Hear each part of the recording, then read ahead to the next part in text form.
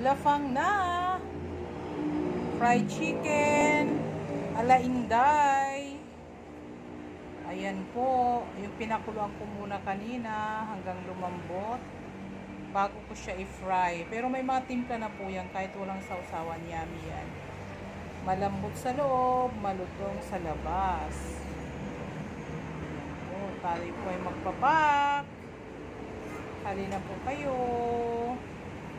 Ayan.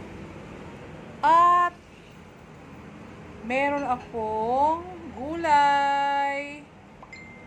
Andito po ang pechay. May sabaw. Yummy po yan. Kasi yung katas ng chicken ay naantyan. Yum, yum, yum. Ayan, kulang na lang ay kanin. Kasi ang tagal ni Inday Poryaning. Ayan.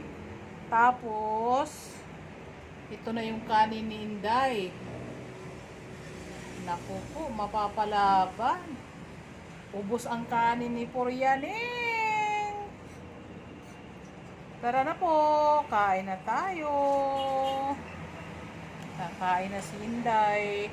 Tunggots na si Inday from work to palengke to kusina. Thanks for watching.